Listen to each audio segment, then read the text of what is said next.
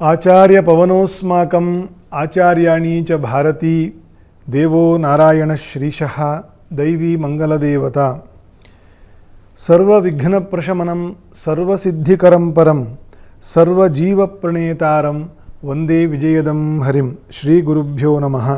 ಶ್ರೀಮನ್ಮಹಾಗಣಪತಯೇ ನಮಃ.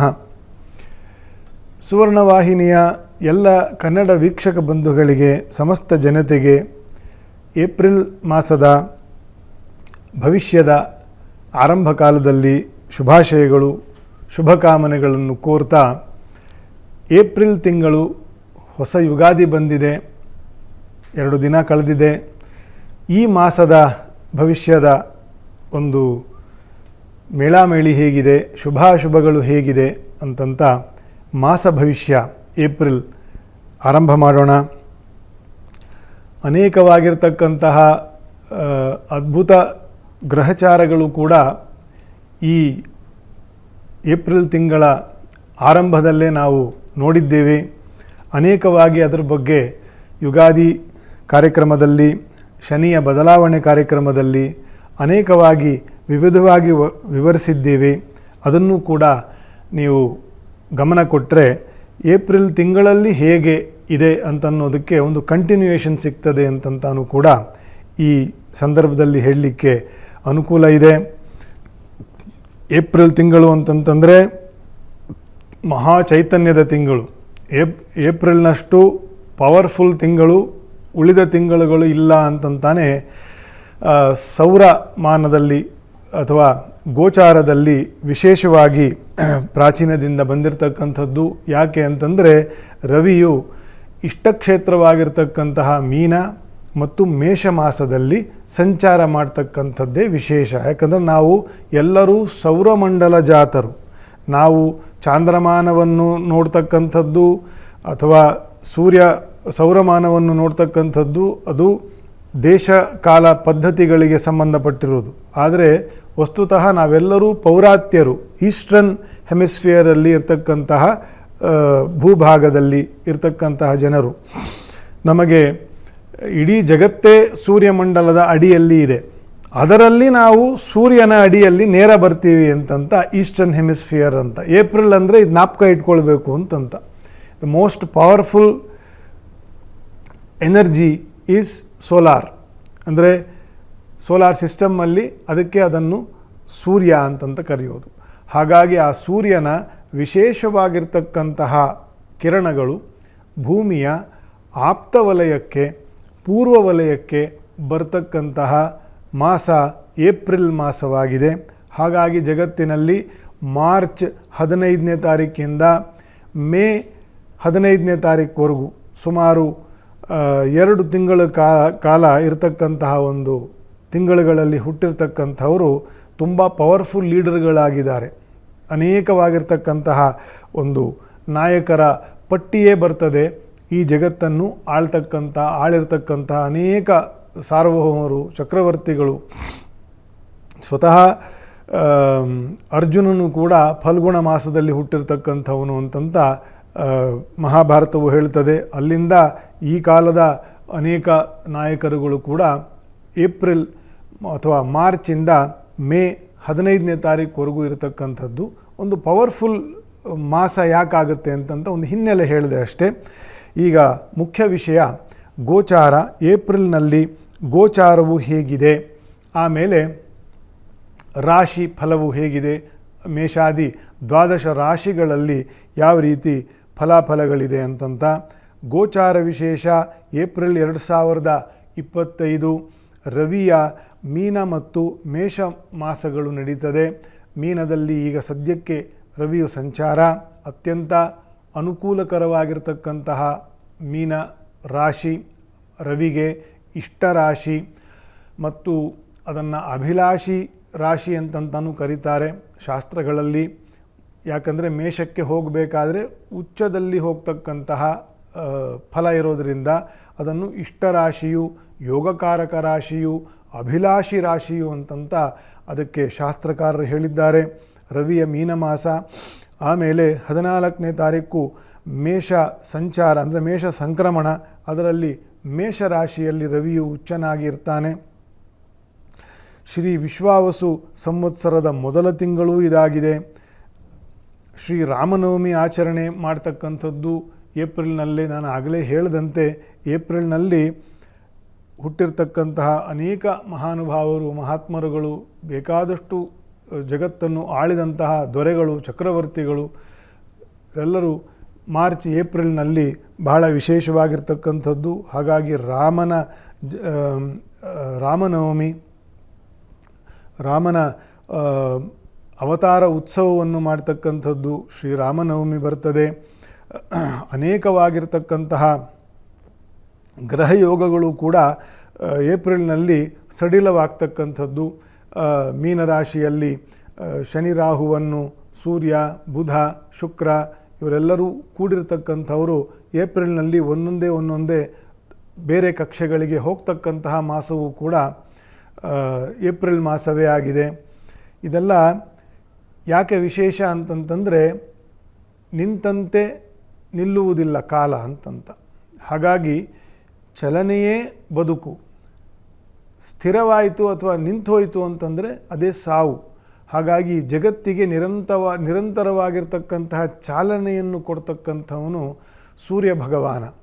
ಅದರ ಸುತ್ತೂರ ಸುತ್ತಕ್ಕಂಥದ್ದು ಭೂಮಿ, ಇತರೆ ಗ್ರಹರು, ಉಪಗ್ರಹರು ಇತ್ಯಾದಿಗಳೆಲ್ಲವೂ ಕೂಡ ನಿರಂತರವಾಗಿ ಸುತ್ತುತ್ತಾ ಇರಬೇಕು. ಯಾವುದಕ್ಕೂ ಕೂಡ ಕ್ಷಣಮಪಿ ನ ಕಶ್ಚಿತ್, ಕ್ಷಣ ಕೂಡ ಒಂದು ಕ್ಷಣದಲ್ಲಿ 1000 ತುಂಡನ್ನು ಮಾಡಿದರೆ ಎಷ್ಟು ಒಂದು ಕ್ಷಣಕ್ಕೆ ಇದೆಯೋ ಅದನ್ನು ಲವ ಅಂತಾರೆ.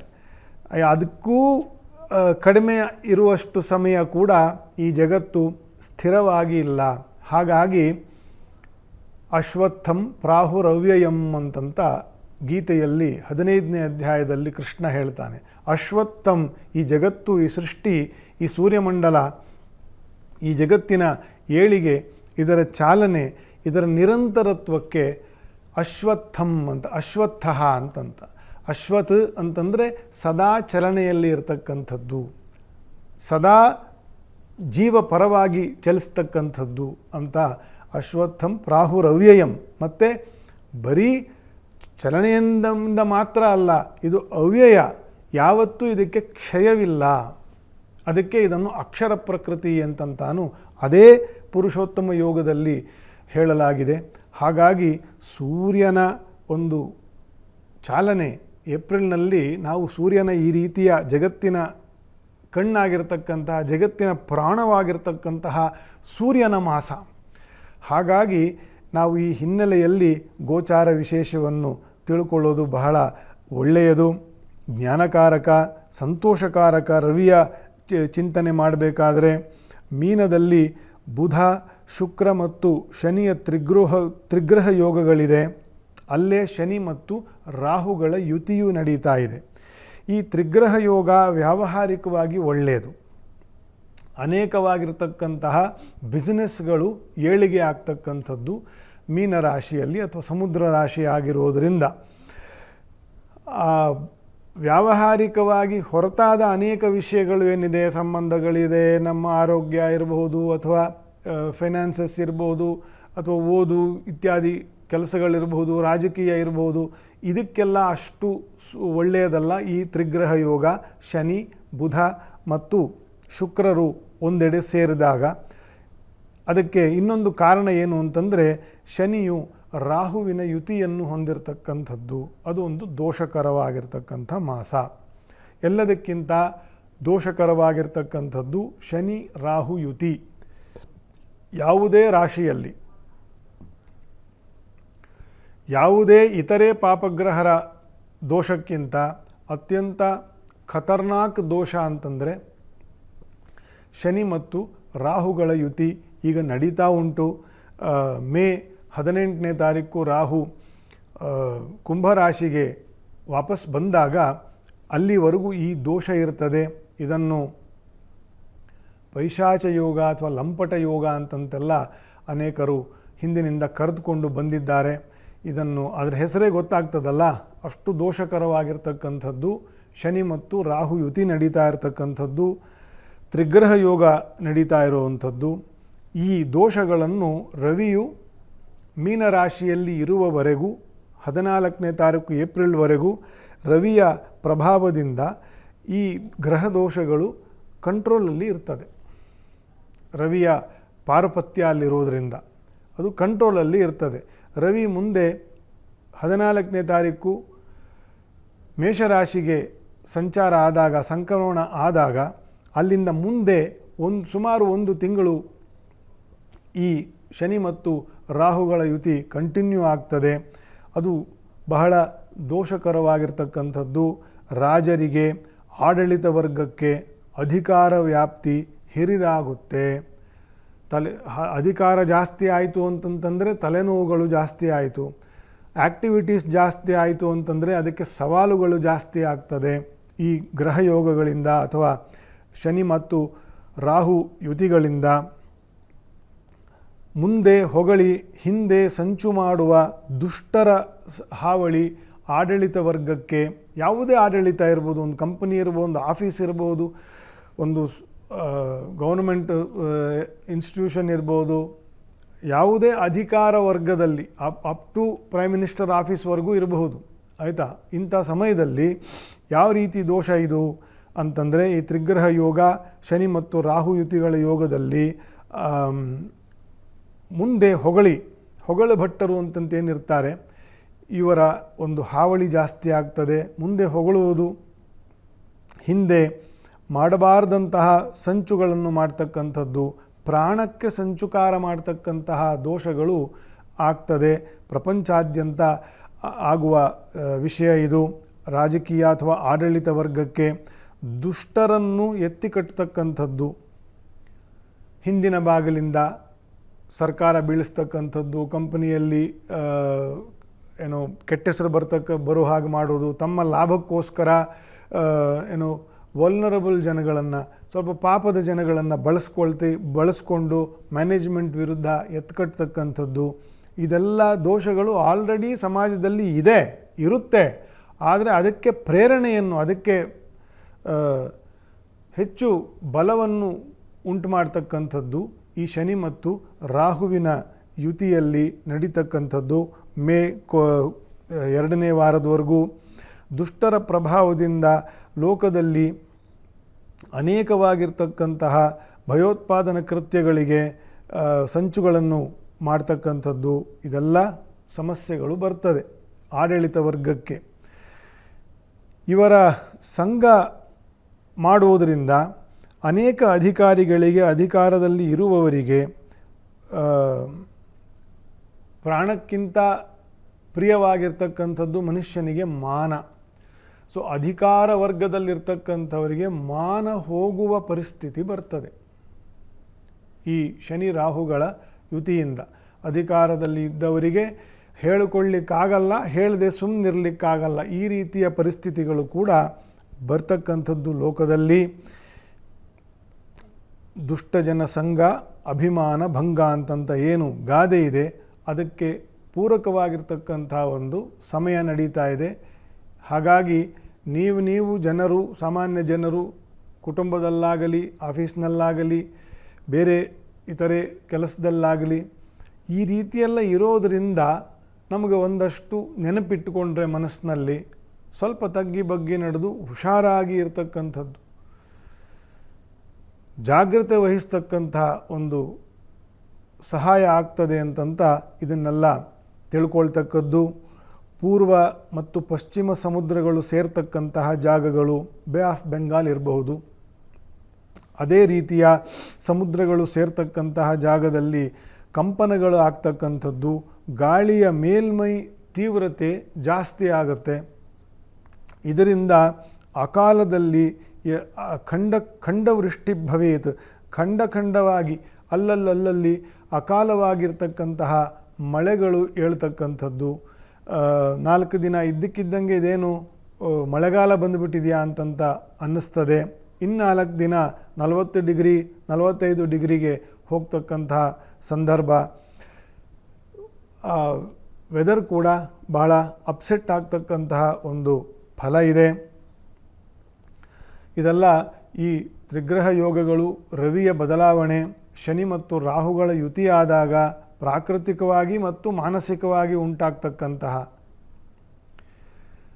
ಒಂದು ಭೇದಗಳು ಏನಿದೆ ಅದನ್ನು ವಿಚಾರ ಮಾಡ್ತಕ್ಕಂಥದ್ದು ಮತ್ತು ಸ್ವಂತ ಉದ್ಯೋಗಗಳು ಬೆಳೀತಕ್ಕಂತಹ ತಿಂಗಳು ಕೂಡ ಇದೇ ಆಗಿದೆ.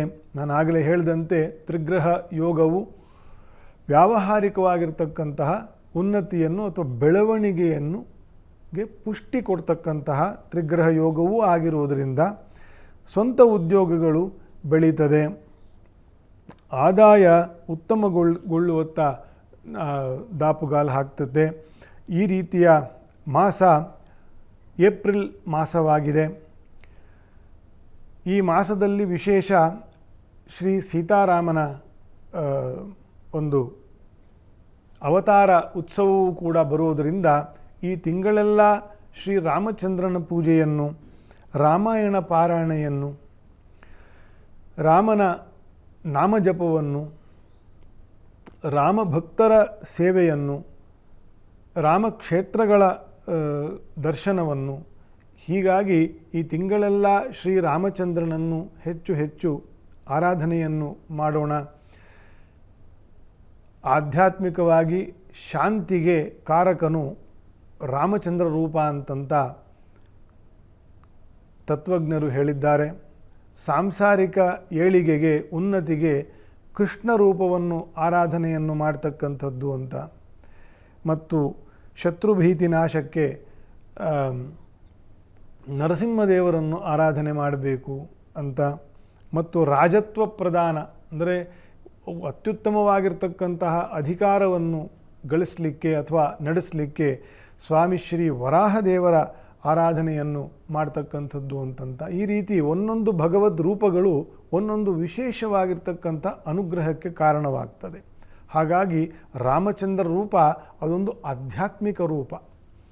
ಹಾಗಾಗಿ ಈ ರಾಮಚಂದ್ರನ ಏಪ್ರಿಲ್ ಮಾಸವು ಇರೋದರಿಂದ ಎಲ್ಲರೂ ಸೀತಾರಾಮದೇವರ ಪೂಜಾದಿಗಳನ್ನು, ಸೇವೆಗಳನ್ನು ಮಾಡ್ತಕ್ಕದ್ದು ಪಾಪಹರ ಪುಣ್ಯಪ್ರದವಾಗಿರ್ತಕ್ಕಂತಹ ಮಾಸ ಏಪ್ರಿಲ್ ಮಾಸದ ಗೋಚಾರ ವಿಶೇಷವೂ ಇಷ್ಟ ಆಗಿದೆ. ಮೇಷಾದಿ ದ್ವಾದಶ ರಾಶಿ ಫಲವು ಹೇಗಿದೆ? ಗೋಚಾರ ವಿಶೇಷವನ್ನು ಈಗ ನೋಡಿದ್ವಿ, ಸಂಕ್ಷಿಪ್ತವಾಗಿ ಅದರ ವಿಶೇಷವನ್ನು ಹೇಳಿದ್ದೇನೆ. ಮೇಷರಾಶಿಯಿಂದ ಮೀನರಾಶಿಯವರೆಗೂ ಈ ಮಾಸದ ಗ್ರಹಚಾರ ಫಲವನ್ನು ನೋಡೋಣ. ಮೇಷರಾಶಿಗೆ ರವಿಯ ಅನುಕೂಲವು, ಗುರುವಿನ ಅನುಕೂಲವು, ಶುಕ್ರನ ಅನುಕೂಲವು ಒಟ್ಟಿಗೆ ನಡೀತಕ್ಕಂತಹ ಮಾಸ ಏಪ್ರಿಲ್ ಮಾಸ. ಅಭಿವೃದ್ಧಿ, ವರ್ಚಸ್ಸು, ನಿಮ್ಮ ಇಂಪಾರ್ಟೆನ್ಸ್ ಅಂತ ಏನು ಹೇಳ್ತೀವಿ, ಹೆಚ್ಚುತ್ತಾ ಹೋಗ್ತಕ್ಕಂತಹ ತಿಂಗಳು ಏಪ್ರಿಲ್ ಮಾಸವಾಗಿದೆ. ಧರ್ಮ ಕಾರ್ಯಗಳಲ್ಲಿ ಆಸಕ್ತಿಯನ್ನು ವಹಿಸ್ತೀರಾ. ಅದರಲ್ಲಿ ನೀವು ಮಾಡುವುದರಲ್ಲದೆ ಇನ್ನೊಬ್ಬರನ್ನೂ ಧರ್ಮ ಕಾರ್ಯದಲ್ಲಿ ತೊಡಗಿಸ್ತಕ್ಕಂಥದ್ದು, ತೀರ್ಥಯಾತ್ರೆ ಅಥವಾ ಪೂಜಾದಿಗಳು, ಹೋಮಾದಿಗಳು ಇತ್ಯಾದಿ ಮನಸ್ಸು ಆಗ್ತದೆ. ಮೇಷರಾಶಿಯವರಿಗೆ ಜನ್ಮದ ಶನಿಯು ಈಗ ಆಗಿರೋ ಕಾರಣ ಸ್ವಲ್ಪ ಈ ತಿಂಗಳ ಮೊದಲನೇ ಇನ್ನು ಈಗ ಆರಂಭ ಆಗಿದೆ ಜನ್ಮ ಶನಿಯು. ಸಾಮಾನ್ಯವಾಗಿ ಜನ್ಮ ಶನಿಯು ಮೇಷರಾಶಿಯವರಿಗೆ ಅಷ್ಟೊಂದು ಬಾಧಾಕಾರಿ ಆಗೋದಿಲ್ಲ.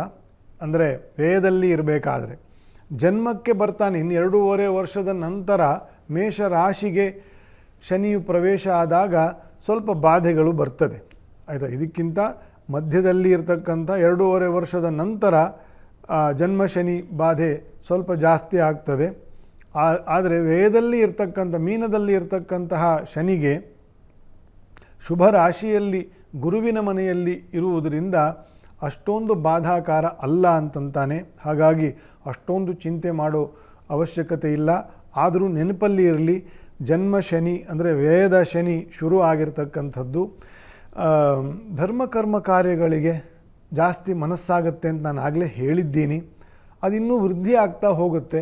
ಹಾಗೆ ದೇವರ ಅನುಗ್ರಹವೂ ಇದೆ ಅಂತಂತ ಹೇಳಿದ್ದೀನಿ. ಒಂದು ಕಡೆ ಸಂಪಾದನೆಯೂ ಆಗ್ತಿರುತ್ತೆ, ಒಂದು ಕಡೆ ದಾನ ಧರ್ಮ ಸತ್ಕರ್ಮ ಪುಣ್ಯ ಕೆಲಸಗಳಿಗೂ ಖರ್ಚಾಗ್ತಾ ಇರುತ್ತೆ. ಬಂದದ್ದು ಹೋಗಲಿ ಬಿಡಿ ಅಲ್ವಾ. ಮನುಷ್ಯ ಒಬ್ಬನೇ ಬರೋದನ್ನೆಲ್ಲದನ್ನೂ ತಗೊಂಡು ತಿಜೋರಿಯಲ್ಲಿ ಇಟ್ಟು ಕಷ್ಟಪಡೋದು. ಜಗತ್ತಿನ ಯಾವ ಪ್ರಾಣಿಗಳೂ ಅಷ್ಟೊಂದು ಸಂಗ್ರಹ ಮಾಡೋದಿಲ್ಲ. ಸಂಪಾದನೆ ಮಾಡಿ ಹಾಗೆ ಖರ್ಚು ಮಾಡ್ತಕ್ಕಂಥದ್ರಲ್ಲಿ ಹೆಚ್ಚು ನಿರುಮ್ಮಳತೆ ಇದೆ ಅಂತಂತ. ಹಾಗಾಗಿ ಖರ್ಚು ವೆಚ್ಚಿನ ವಿಷಯದಲ್ಲಿ ಸ್ವಲ್ಪ ಗಮನ ಇರಲಿ. ಸತ್ಕಾರ್ಯಗಳಿಗೆ ಸತ್ಕರ್ಮಗಳಿಗೆ ಜಾಸ್ತಿ ಖರ್ಚಾಗ್ತಕ್ಕಂಥದ್ದು ವ್ಯಯದ ಶನಿ. ಎಲ್ಲ ವ್ಯಯದ ಶನಿಯೂ ಅಲ್ಲ, ಮೇಷರಾಶಿಯವರಿಗೆ ಮಾತ್ರ ಹೇಳ್ತಾ ಇರ್ತಕ್ಕಂಥದ್ದು. ಹಾಗಾಗಿ ಒಳ್ಳೆಯದಿದೆ. ಶ್ರೀ ಹನುಮಂತ ದೇವರನ್ನು ವಿಶೇಷವಾಗಿ ಪೂಜಿಸಿ ಅಭಿಷೇಕ ಸೇವೆ ಮಾಡಿ, ವಾಯುಸ್ತುತಿಯನ್ನು ಅಭಿಷೇಕ ಮಾಡಿಸಿ, ರಾಮಾಯಣದ ಸುಂದರಕಾಂಡದ ಪಾರಾಯಣೆಯನ್ನು ಮಾಡಿಸೋದು, ಹರೇ ಕೃಷ್ಣ ಮಂತ್ರವನ್ನು ಜಪ ಮಾಡೋದು, ರಾಮ ತಾರಕ ಮಂತ್ರವನ್ನು ಜಪ ಮಾಡೋದು. ಯತ್ರ ಯತ್ರ ಶ್ರೀ ರಘುನಾಥ ಕೀರ್ತನಂ ತತ್ರ ತತ್ರ ಕೃತಮಸ್ತಕಾಂಜಲಿಂ ಅಂತ ಎಲ್ಲರಿಗೂ ಇದು ವಿಖ್ಯಾತವಾಗಿರ್ತಕ್ಕಂಥ ಶ್ಲೋಕ. ಎಲ್ಲಿ ಎಲ್ಲಿ ರಾಮನ ನಾಮಸ್ಮರಣೆ ನಡೀತಾ ಇರತಕ್ಕಂಥದ್ದೋ ಅಲ್ಲೆಲ್ಲ ನಾನು ಸೂಕ್ಷ್ಮ ರೂಪದಿಂದ ಅಥವಾ ನಾನಾ ರೂಪದಿಂದ ಪ್ರತ್ಯಕ್ಷ ಅಲ್ಲಿ ಅದನ್ನು ಬಂದು ಕೇಳಿಸ್ಕೊಳ್ತಾ ಅವ್ರಿಗೆ ಅನುಗ್ರಹ ಮಾಡ್ತೀನಿ ಅಂತ. ಯಾರು? ಹನುಮಂತ ದೇವರು. ಹಾಗಾಗಿ ಶ್ರೀರಾಮಚಂದ್ರನು ಒಲಿಯಬೇಕು ಅಂತಂದರೆ ಹನುಮಂತ ದೇವರನ್ನು ನಾವು ಆರಾಧನೆ ಮಾಡಿದರೆ ಸಾಕು, ಸಮಸ್ತ ದೇವತಾನುಗ್ರಹವು ಬರ್ತದೆ ಅಂತಂತ ಮೇಷರಾಶಿಯವರು ಹನುಮಂತ ದೇವರನ್ನು ವಿಶೇಷವಾಗಿ, ಎಲ್ಲರೂ ಹನುಮಂತ ದೇವರನ್ನು ಆರಾಧನೆ ಮಾಡುವವರೇ ನಮ್ಮ ದೇಶದಲ್ಲಿ. ಆದರೆ ಇದು ಮಾಸ ಭವಿಷ್ಯ, ಮೇಷರಾಶಿ, ಅದಕ್ಕೊಂದು ಕಾರಣ ಉಂಟು. ಹಾಗಾಗಿ ಮೇಷರಾಶಿಯವರು ಹನುಮಂತ ದೇವರನ್ನು ಸ್ವಲ್ಪ ವಿಶೇಷವಾಗಿ ಆರಾಧನೆಯನ್ನು ಮಾಡಿಕೊಳ್ತಾ ಬನ್ನಿ ಅಂತ. ಇನ್ನು ವೃಷಭ ರಾಶಿ, ರವಿಯ ಚಾರದಿಂದ ಸ್ವಲ್ಪ ಪ್ರಗತಿ ನಿಧಾನವಾಗ್ತದೆ. ವ್ಯಯದಲ್ಲಿರ್ತಕ್ಕಂತಹ ರವಿಯ ಸಂಚಾರವು ಈ ತಿಂಗಳಿರುತ್ತೆ. ವೃಷಭ ರಾಶಿಯವರಿಗೆ ಪ್ರಯತ್ನ ಮತ್ತು ತಾಳ್ಮೆ ಎರಡೂ ಮುಂದುವರಿಸಿಕೊಂಡು ಹೋಗಬೇಕಾಗುತ್ತೆ. ವೃಷಭದಲ್ಲಿ ದ್ವಿತೀಯದಲ್ಲಿ ಕುಜನ ಸಂಚಾರ ಇರುವುದರಿಂದ, ವ್ಯಯದಲ್ಲಿ ರವಿಯು ಬರುವುದರಿಂದ ಸ್ವಲ್ಪ ಅಸಮಾಧಾನ ಆಗ್ತದೆ, ಸ್ವಲ್ಪ ಕಿರಿಕಿರಿ, ಮಾನಸಿಕ ಉದ್ವೇಗ ಜಾಸ್ತಿ ಆಗ್ತದೆ. ಯಾರಿಗೆ? ವೃಷಭ ರಾಶಿಯವರಿಗೆ.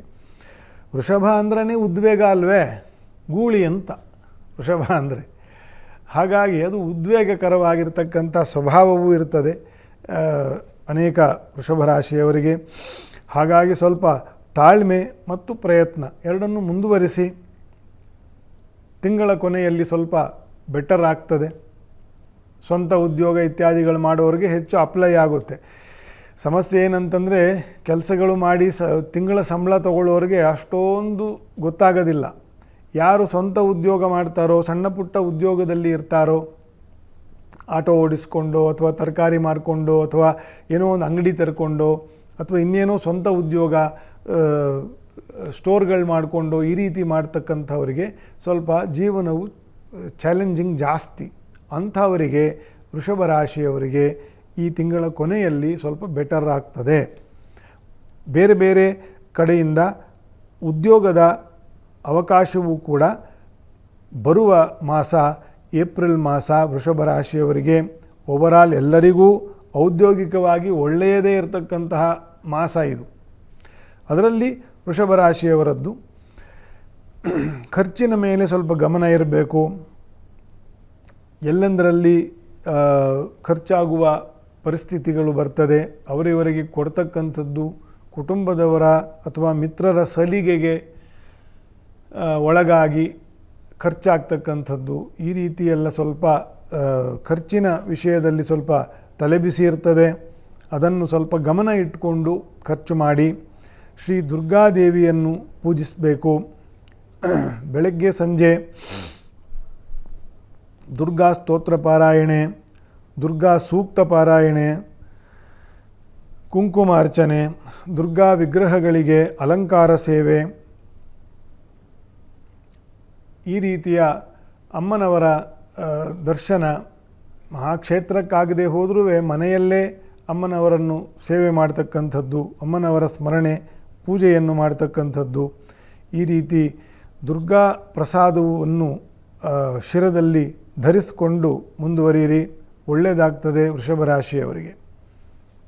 ಇನ್ನು ಮಿಥುನ ರಾಶಿ, ಜನ್ಮದಲ್ಲಿ ಕುಜನ ಬಾಧೆ ಇರುವುದರಿಂದ, ಇದಿನ್ನೂ ಕಂಟಿನ್ಯೂ ಆಗುವುದರಿಂದ ಇನ್ನೂ ಒಂದೆರಡು ತಿಂಗಳು ಆ ಸಮಸ್ಯೆ ಇದ್ದೇ ಇರ್ತದೆ.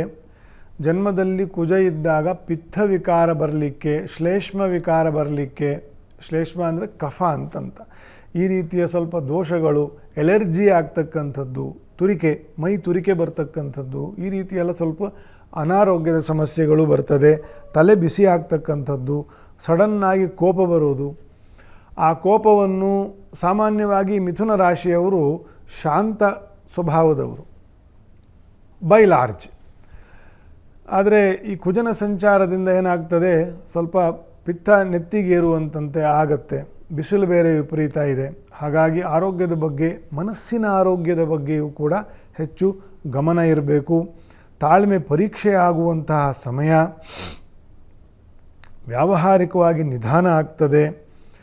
ವ್ಯಯದಲ್ಲಿ ಗುರು ಇರೋದರಿಂದ ಸ್ವಲ್ಪ ಅಷ್ಟಕ್ಕಷ್ಟೇ ಸ್ಲೋ ಮೂಮೆಂಟ್ ಇರ್ತದೆ. ಶನಿಯ ಬದಲಾವಣೆ ಆಗಿರೋದರಿಂದ ಒಂದಷ್ಟು ಕೆಲಸ ಕಾರ್ಯಗಳಲ್ಲಿ, ಆದ್ಯತೆಗಳಲ್ಲಿ, ಪ್ರಯಾರಿಟೀಸ್ಗಳಲ್ಲಿ ಸ್ವಲ್ಪ ಬದಲಾವಣೆಯನ್ನು ನೀವು ನಿರೀಕ್ಷೆ ಮಾಡಬಹುದು. ಮಿಥುನ ರಾಶಿಯವರು ಶ್ರೀ ಕುಲದೇವರ ದರ್ಶನ ಪೂಜೆಯನ್ನು ಮಾಡಿ, ಇಷ್ಟ ಗುರುಗಳ ಬಳಿ ಹೋಗಿ ಒಂದು ಗುರುದರ್ಶನ, ಗುರು ಸೇವೆಯನ್ನು ಮಾಡಿಕೊಂಡು ಬರ್ತಕ್ಕಂಥದ್ದು ಮಿಥುನ ರಾಶಿಯವರಿಗೆ ಒಳ್ಳೆಯದು. ಕರ್ಕ ರಾಶಿ, ರವಿ ಚಂದ್ರ ಗುರುಗಳ ಶುಭಚಾರಗಳಿಂದ ಒಳ್ಳೆಯ ಖ್ಯಾತಿ ಬರ್ತದೆ, ಮನ್ನಣೆ ಬರ್ತದೆ, ಸಂತೋಷ ಕೂಟಗಳಲ್ಲಿ ಭಾಗವಹಿಸ್ತಕ್ಕಂಥದ್ದು, ಆದಾಯಗಳಲ್ಲಿ ಸ್ವಲ್ಪ ಏಳಿಗೆ ಆಗ್ತಕ್ಕಂಥದ್ದು, ಒಬ್ಬರಿಗೆ ಏನಾದರೂ ಕೊಡುವ ಮನಸ್ಸು ಇರ್ತಕ್ಕಂಥವರು ಕರ್ಕ ರಾಶಿಯವರು, ತುಂಬ ಸಾಮರ್ಥ್ಯ ಇರತಕ್ಕಂಥವ್ರು, ವಿಸ್ತಾರವಾಗಿ ಚಂದ್ರನ ಮನೆ ಆದ್ದರಿಂದ ಸಾಕಷ್ಟು ಒಬ್ಬರಿಗೆ ಏನಾದರೂ ಕೊಡುವ, ಏನಾದರೂ ಒಳ್ಳೆಯದನ್ನು ಮಾಡುವ ಅಂತನ್ನೋ ಮನೋಭಾವ ಇರತಕ್ಕಂಥವರು ಕರ್ಕ ರಾಶಿಯವರು. ಹಾಗಾಗಿ ಗ್ರಹರ ಅನುಕೂಲವೂ ಇರುವುದರಿಂದ ಈ ರೀತಿಯ ಶುಭ ಫಲಗಳು ಇರ್ತದೆ. ಆದಾಯವೂ ಉತ್ತಮವಾಗಿರ್ತದೆ. ಅಷ್ಟಮ ರಾಹುವಿನ ಸಂಚಾರ, ದ್ವಿತೀಯ ಕೇತುವಿನ ಸಂಚಾರ ಎರಡೂ ಇನ್ನು ಮುಂದೆ ಹತ್ತಿರದಲ್ಲೇ ಬರುವ ಕಾರಣದಿಂದ ಸ್ವಲ್ಪ ಮಾನಸಿಕ ವ್ಯಾಕುಲತೆ ಶುರುವಾದೀತು. ಇನ್ನು 18 ತಿಂಗಳುಗಳ ಕಾಲ ಅಷ್ಟಮ ರಾಹು ಇರ್ತದೆ.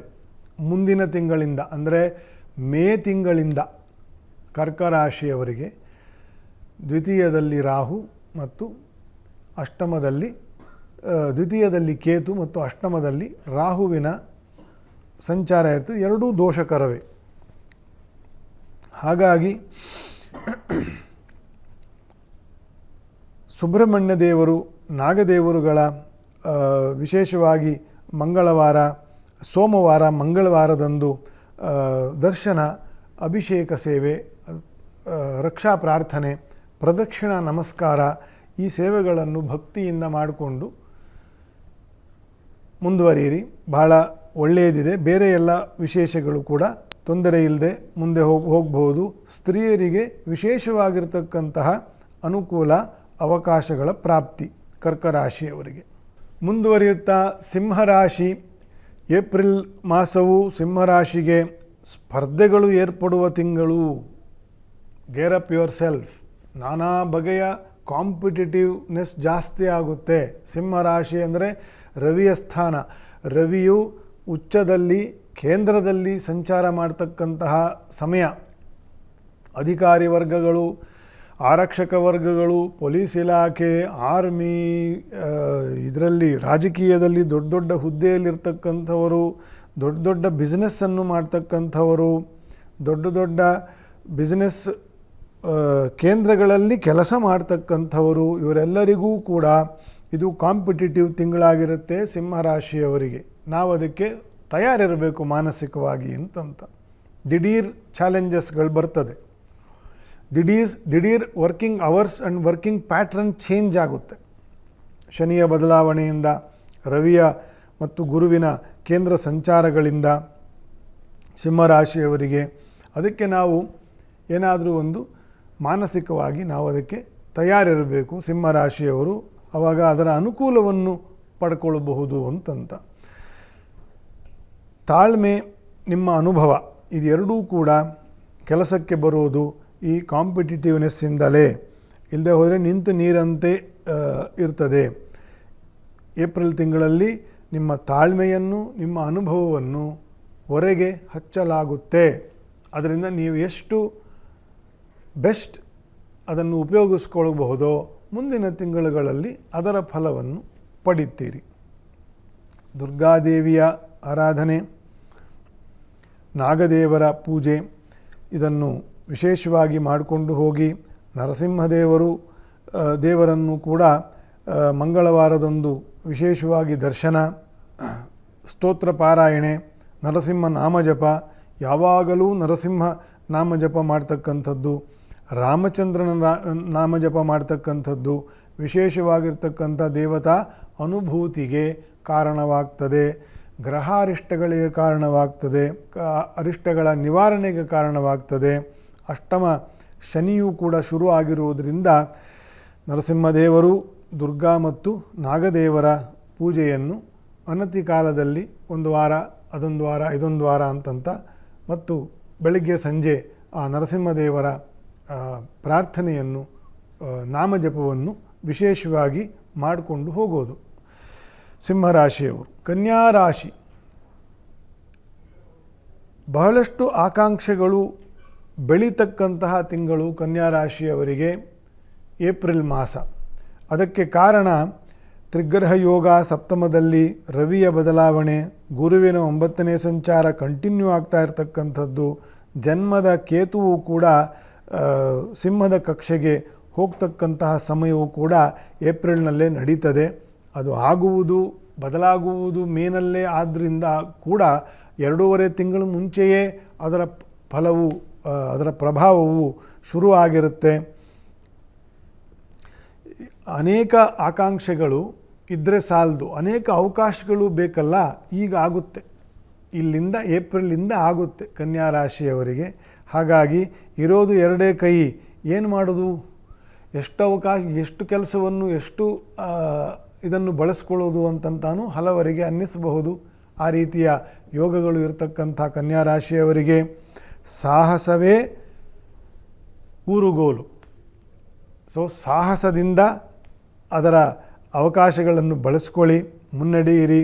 ದುರ್ಗಾದೇವಿ, ಗಣಪತಿ ದೇವರ ವಿಶೇಷವಾಗಿರ್ತಕ್ಕಂತಹ ಪ್ರಾರ್ಥನೆ, ನಾಮಸ್ಮರಣೆ, ಪಾರಾಯಣೆಗಳು ಅಥವಾ ಹೋಮಗಳು, ಯಾವ ನಿಮ್ಮ ಅನುಕೂಲಕ್ಕೆ ಏನಿದೆಯೋ ಅದು ಎಲ್ಲ ಮಾಡಿಕೊಂಡು ಹೋಗಬೇಕು. ದುರ್ಗಾ ಮತ್ತು ಗಣಪತಿ ದೇವರುಗಳನ್ನು ಹೆಚ್ಚು ವಿಶೇಷವಾಗಿ ಆರಾಧನೆ ಮಾಡ್ಕೊಂಡು ಹೋಗಬೇಕಾಗಿರೋ ವರ್ಷ. ಇದೊಂದೇ ತಿಂಗಳು ಮಾತ್ರ ಅಲ್ಲ, ಯಾವ್ಯಾವ ದೇವತಾ ಉಪಾಸನೆ ಈಗ ಏಪ್ರಿಲಲ್ಲಿ ನಾನು ವಿಶೇಷ ಮಾಡಿ ಅಂತಂತ ಹೇಳ್ತೇನೋ ಅದೆಲ್ಲವನ್ನೂ ವಿಶೇಷವಾಗಿ ವರ್ಷ ಪೂರ್ತಿ ಮಾಡಿಕೊಂಡು ಹೋಗಬೇಕು, ಆಯಿತಾ. ಅದರಿಂದ ದೇವತಾ ಅನುಕೂಲಗಳು, ಪುಣ್ಯ ಫಲಗಳು ಪಡಿತಾ ಹೋಗ್ತೀರಿ. ತುಲಾರಾಶಿ ಅನೇಕ ಕಷ್ಟ ಕಾರ್ಪಣ್ಯಗಳಿಂದ ಬಳಲಿರ್ತಕ್ಕಂಥವರು ಅನೇಕರಿದ್ದಾರೆ. ತುಲಾರಾಶಿಯವರು ಪಂಚಮ ಶನಿಯ ಪ್ರಭಾವ ಅದು ಪರಿಹಾರ ಆಗಿದೆ. ಮೊನ್ನೆ ಹೇಳಿದ್ದೀನೆಲ್ಲ, ಯುಗಾದಿ ಫಲದಲ್ಲಿ, ಗ್ರಹ ವಿಶೇಷ ಫಲದಲ್ಲೆಲ್ಲ. ಹಾಗಾಗಿ ಶುಭ ಕಾರ್ಯಗಳಲ್ಲಿ ಆಸಕ್ತಿ, ಚಟುವಟಿಕೆ, ಅದರಲ್ಲಿ ಪ್ರಗತಿ, ಮದುವೆ ಆಗದೇ ಇರತಕ್ಕಂಥವ್ರಿಗೆ ಮದುವೆ, ಮಕ್ಕಳಾಗದೇ ಇರತಕ್ಕಂಥವರಿಗೆ ಮಕ್ಕಳು, ಶುಭ ದಶೆ, ಶುಭ ಯೋಗಗಳಲ್ಲಿ ಇರತಕ್ಕಂಥವರಿಗೆ ಔದ್ಯೋಗಿಕ, ವ್ಯಾವಹಾರಿಕವಾಗಿರ್ತಕ್ಕಂಥ ಪ್ರಗತಿ ತುಲಾರಾಶಿಯವರಿಗೆ ಇತ್ಯಾದಿ ಅನುಭವಕ್ಕೆ ಬರ್ತದೆ. ಪಂಚಮ ಶನಿ ಅಂತಂದರೆ ಬಹಳ ಕಷ್ಟಕರ. ಶನಿ ದೋಷ ಜಾತಕದಲ್ಲಿ ಇಲ್ಲದೇ ಇರೋರಿಗೂ ಪಂಚಮ ಶನಿ ಬಹಳ ಕಷ್ಟಕರ. ಪಂಚಮ ಅದು ಮನುಷ್ಯನ ಆಲೋಚನೆಯನ್ನು, ತನ್ನ ಪೂರ್ವದ ಸಂಸ್ಕಾರವನ್ನು ಸೂಚನೆ ಮಾಡತಕ್ಕಂತಹ ಸ್ಥಾನ. ಅಂತಹ 5ನೇ ಮನೆಗೆ ಪಾಪಗ್ರಹನು ಶನಿಯಾಗಲಿ ರಾಹುವಾಗಲಿ ಬಂದರೆ ಅದಕ್ಕೆಲ್ಲ ಬಹಳಷ್ಟು ಕಷ್ಟ ಬರ್ತದೆ. ನಮ್ಮ ಥಿಂಕಿಂಗ್ ಪ್ರಾಸೆಸ್ಸೇ ಕೆಡ್ತದೆ, ವ್ಯವಹಾರವೂ ಕೆಡ್ತದೆ. ಹಾಗಾಗಿ ಅದು ಪರಿಹಾರ ಆಗಿದೆ. ಪಂಚಮ ರಾಹು ಶನಿಯ ಫಲವನ್ನೇ ಕೊಡ್ತಾನೆ. ಆದರೆ ಶನಿಯ ಪಂಚಮ ದೋಷ ಹೋಗಿದೆ ಅಂತನ್ನೋದು ಒಂದು ಸಮಾಧಾನ. ಕುಟುಂಬದಲ್ಲಿ ಕುಟುಂಬದವರೊಂದಿಗೆ ಹಿತಮಿತ್ರರಲ್ಲಿ ಸ್ವಲ್ಪ ವೈಮನಸ್ಯ ಬರಲಿಕ್ಕೆ ಸಾಧ್ಯತೆ ಇದೆ. ಸ್ವಲ್ಪ ಎಚ್ಚರ ವಹಿಸಿ ನಿಮ್ಮ ಮಾತು ಕತೆ, ನೀವು ಏನು ಹೇಳ್ತೀರಿ, ಏನು ಕೇಳಿಸ್ಕೊಳ್ತೀರಿ, ಇದರ ಬಗ್ಗೆ ಸ್ವಲ್ಪ ಗಮನ ವಹಿಸಬೇಕು. ಕುಟುಂಬದಲ್ಲಿ ಹತ್ತಿರದ ಜನಗಳಲ್ಲಿ ತುಲಾರಾಶಿಯವರು ವ್ಯಾವಹಾರಿಕವಾಗಿ ಒಳ್ಳೆಯದಾಗಬೇಕು ಅಂತಂದರೆ ಮಾತು ಚೆನ್ನಾಗಿರಬೇಕು, ಮನಸ್ಸು ಚೆನ್ನಾಗಿರಬೇಕು. ಮನಸ್ಸು ಚೆನ್ನಾಗಿರಲಿಕ್ಕೆ ಪಂಚಮದಲ್ಲಿ ಶನಿ ಪರಿಹಾರ ಆಗಿದೆ ಅಂತ ಹೇಳಿದ್ದೀನಿ. ಮನಸ್ಸು ಸರಿ ಆಗ್ತದೆ. ನಿಮ್ಮ ಮಾತುಗಳನ್ನು ವ್ಯವಹಾರವನ್ನು ಸರಿ ಮಾಡಿಕೊಳ್ತಾ ಹೋಗಿ, ಒಳ್ಳೆಯದನ್ನು ಚಿಂತನೆ ಮಾಡಿ, ಕುಲದೇವರ ದರ್ಶನ, ಇಷ್ಟ ಗುರುಗಳ ದರ್ಶನ, ಫಲಮಂತ್ರಾಕ್ಷತೆ ಇದೆಲ್ಲ ಮಾಡಿಕೊಂಡು ಮುಂದುವರಿತಾ ಹೋದರೆ ತುಲಾರಾಶಿಯವರಿಗೆ ಏಪ್ರಿಲ್ ತಿಂಗಳು ಸಾಕಷ್ಟು ಒಳ್ಳೆಯ ಬದಲಾವಣೆಗೆ ಕಾರಣ ಆಗ್ತದೆ. ವೃಶ್ಚಿಕ ರಾಶಿ ಹಲವಾರು ಸವಾಲುಗಳು ಏಳಿಗೆ ಪಡಿತಕ್ಕಂತಹ ಸಮಯ. ಯಾಕಂದರೆ ತ್ರಿಗ್ರಹ, ಚತುರ್ಗ್ರಹ, ಪಂಚಗ್ರಹ, ಶನಿ ರಾಹು ಯುತಿ ಎಲ್ಲವೂ ಒಟ್ಟಿಗೆ ಚತುರ್ಥ ಪಂಚಮದಲ್ಲಿ ನಡೀತಾ ಇರತಕ್ಕಂಥದ್ದು. ವೃಶ್ಚಿಕ ರಾಶಿಯವರಿಗೆ ಶನಿಯ ಬದಲಾವಣೆಯಿಂದ ಸ್ಥಾನ, ವಾಸ, ಆದ್ಯತೆ, ಮಿತ್ರರು, ಶತ್ರುಗಳು, ತಮ್ಮ ಆಲೋಚನೆ ಇದೆಲ್ಲವೂ ಕೂಡ ಅನೇಕವಾಗಿ ಬದಲಾವಣೆಗೆ, ಎಷ್ಟೋ ಜನಕ್ಕೆ ಬೆಟರ್ ಆಗಿ ಬದಲಾವಣೆ ಆಗ್ತದೆ, ಎಷ್ಟೋ ಜನಕ್ಕೆ ಕೆಟ್ಟದಾಗಿ ಬದಲಾವಣೆ ಆಗ್ತದೆ. ವೃಶ್ಚಿಕ ರಾಶಿಯ ಬದಲಾವಣೆಗೆ ಹಲವು ನಿಮ್ಮ ಅನುಭವಗಳನ್ನು ಪರೀಕ್ಷೆಗೆ ಹಾಕ್ತಕ್ಕಂತಹ ಒಂದು ತಿಂಗಳು ಕೂಡ ಏಪ್ರಿಲಿಂದಲೇ ಶುರು ಆಗ್ತಕ್ಕಂಥದ್ದು. ಅದ್ರ ಕಡೆ ಗಮನ ಇರಬೇಕು. ನಮ್ಮ ಅನುಭವ ಏನಿದೆ, ನಾವು ಏನು ಮಾಡಿದ್ರೆ ಒಂದು ವ್ಯಾವಹಾರಿಕ ಸಂಕಷ್ಟಕ್ಕೆ ಸಿಕ್ಕಾಕೊಳ್ಳೋದು ಆಗೋದಿಲ್ಲ, ಅಥವಾ ನಾವು ಅದನ್ನು ಯಾವ ರೀತಿ ಅದನ್ನು ಆದ್ಯತೆಗಳನ್ನು ಬದಲಾಯಿಸ್ಕೊಳ್ಬೇಕು, ಇದರ ಬಗ್ಗೆ ಸ್ವಲ್ಪ ಹೆಚ್ಚು ಗಮನ ಬರಬೇಕು. ಇದು ಕೂಡ ರಾಜಕೀಯದವರಿಗೆ, ಆಡಳಿತ ವರ್ಗದವರಿಗೆ,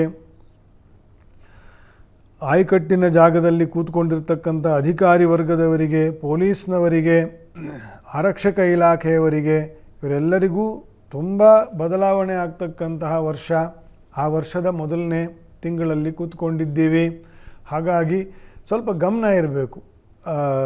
ನಿಮ್ಮ ಪ್ರಯಾರಿಟೀಸ್ ಬಗ್ಗೆ, ನಿಮ್ಮ ವ್ಯವಹಾರದ ಚಿಂತನೆಗಳ ಬಗ್ಗೆ, ಆತುರದ ನಿರ್ಧಾರಗಳನ್ನು ತಗೊಳ್ಳದೇ ಇರತಕ್ಕಂಥದ್ದು, ಯೋಚನೆ ಮಾಡಿ ಮಾತು ಕೊಡ್ತಕ್ಕಂಥದ್ದು. ಮಾತು ಯಾವ ರೀತಿ ಬೇಕಾದರೂ ಒಳ್ಳೆಯದನ್ನು ಮಾಡಬಹುದು, ಯಾವ ರೀತಿ ಬೇಕಾದರೂ ಕೆಟ್ಟದ್ದನ್ನು ಮಾಡಬಹುದು. ಇದರ ಬಗ್ಗೆ ಸ್ವಲ್ಪ ಗಮನ ಇರಬೇಕು. ವೃಶ್ಚಿಕ ರಾಶಿಯವರಿಗೆ ಮಾತೆ ಮಾರಕವಾದೀತು ಅಂತಲೂ ಕೂಡ ಹೇಳ್ತಾರೆ. ಹಾಗಾಗಿ ವೃಶ್ಚಿಕ ರಾಶಿಯವರಿಗೆ ಈ ಅನೇಕ ಗ್ರಹರ ಬದಲಾವಣೆಯ ಕಾಲ ಏಪ್ರಿಲ್ ತಿಂಗಳು. ಯಾಕಂದರೆ ಕೇಂದ್ರ ಸ್ಥಾನಗಳು 4ನೇ ಮನೆ, 5ನೇ ಮನೆ, 7ನೇ ಮನೆ ಇದೆಲ್ಲವೂ ಕೂಡ ತುಂಬ ಬದಲಾವಣೆಗಳಿಗೆ ತೆರ್ಕೊಳ್ತಕ್ಕಂತಹ ಕಾರಣ ಅಂತಂತ ಇಷ್ಟು ಹೇಳಿದ್ದು. ನವಗ್ರಹ, ವಿಶೇಷವಾಗಿ ನವಗ್ರಹರ ಶಾಂತಿ, ನವಗ್ರಹರ ಅಭಿಷೇಕ ಪೂಜೆ, ರುದ್ರಾಭಿಷೇಕ, ಇಷ್ಟದೇವರು, ಕುಲದೇವರ ದರ್ಶನ, ಈ ರೀತಿಯ ಕೆಲವು ಸೇವೆಗಳನ್ನು ಮಾಡ್ತಾ ದೇವತಾ ಪ್ರಾರ್ಥನೆಗಳು, ರಕ್ಷೆಗಳನ್ನು ತಗೊಂಡು ಮುಂದೆ ಹೋಗಿ ವೃಶ್ಚಿಕ ರಾಶಿಯವರು. ಇನ್ನು ಧನುರ್ ರಾಶಿ, ಬಹು ಕೆಲಸ, ಬಹು ತಿರುಗಾಟ, ಬಹು ಒತ್ತಡ ಅಂತಂತ ಆಗೋದು. ಸ್ವಲ್ಪ ತೃತೀಯ ಶನಿಯು ಬದಲಾವಣೆಯಾದಾಗ ಚತುರ್ಥಕ್ಕೆ ಹೋಗಿ ಅಲ್ಲಿ ಬಹುಗ್ರಹ ಯೋಗದಿಂದ ರವಿಯು ಕೂಡಿ ಪಂಚಮಕ್ಕೆ ಹೋಗ್ತಕ್ಕಂಥದ್ದು. 9ನೇ ಅಧಿಪತಿಯು ಪಂಚಮದಲ್ಲಿ ಹೋದಾಗ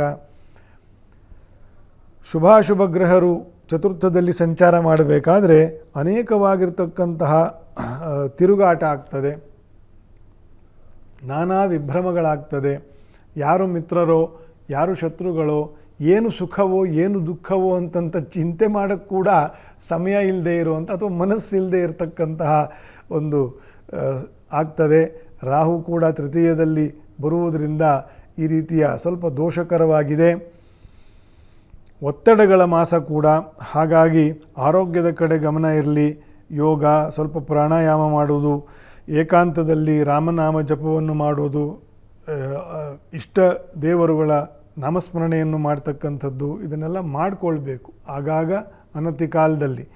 ಧನುರ್ರಾಶಿಯವರು ವಿಶೇಷವಾಗಿ ಈಶ್ವರನ ಕ್ಷೇತ್ರ ದರ್ಶನ, ಸ್ನಾನಗಳು, ದರ್ಶನ, ಅಭಿಷೇಕ ಸೇವೆಗಳು, ಈಶ್ವರನ ವಿಶೇಷ ಆರಾಧನೆಯನ್ನು ಧನುರ್ರಾಶಿಯವರು ಮಾಡಿಕೊಳ್ತಾ ಹೋದರೆ ಏಪ್ರಿಲ್ ತಿಂಗಳಲ್ಲಿ ಬರಬಹುದಾಗಿರ್ತಕ್ಕಂಥ ಅನೇಕ ಚಾಲೆಂಜಸ್ ಏನಿದೆ ಅದನ್ನು ದೇವತಾ ರಕ್ಷೆಯಿಂದ ಮುಂದುವರಿಲಿಕ್ಕೆ ಸಾಧ್ಯ ಆಗ್ತದೆ. ಮುಂದೆ ಮಕರ ರಾಶಿ,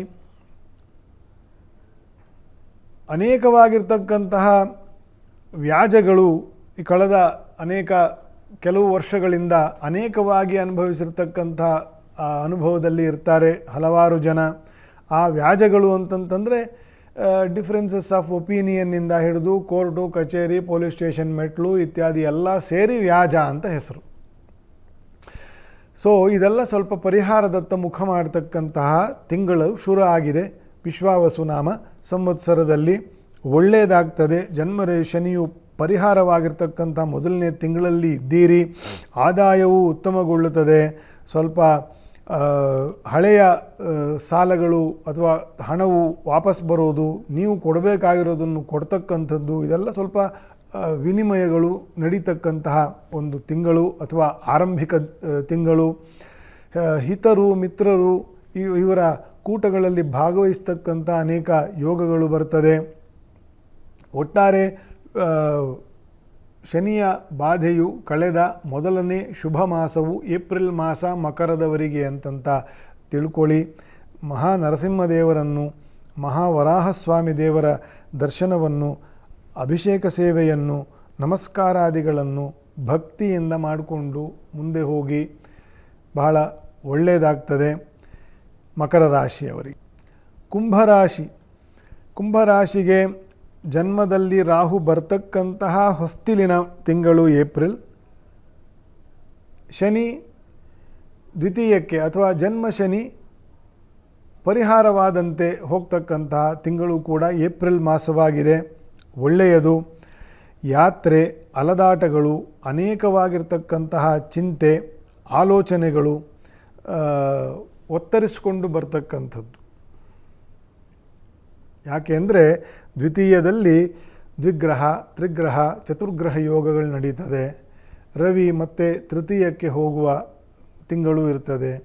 ಜನ್ಮಕ್ಕೆ ರಾಹು ಇನ್ನೇನು ಬರುವ ಹೊಸ್ತಿಲು ಅಂತಂತ ಹೇಳಿದ್ದೀನಿ.